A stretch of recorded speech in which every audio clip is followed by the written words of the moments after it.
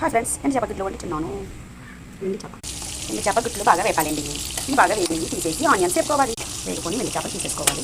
పక్కకి గుడ్లు తీసేయాలి. మా పల్లెటూరు స్టైల్ ఎండు చేప కోడిగుడ్డు కర్రీ. ఇప్పుడు ఉల్లిపాయ టమాటా పచ్చి వేసుకోవాలి. ఇవి బాగా వేపుకోవాలి.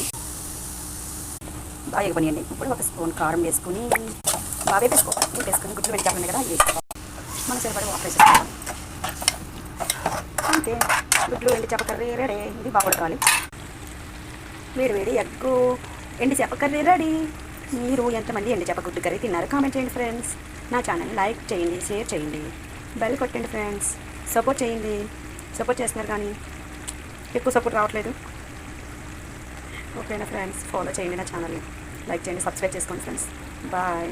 నా గుడ్లు ఎండు చేప కర్రీ మీకు నచ్చినట్లయితే లైక్ చేయండి ఫ్రెండ్స్. బాయ్.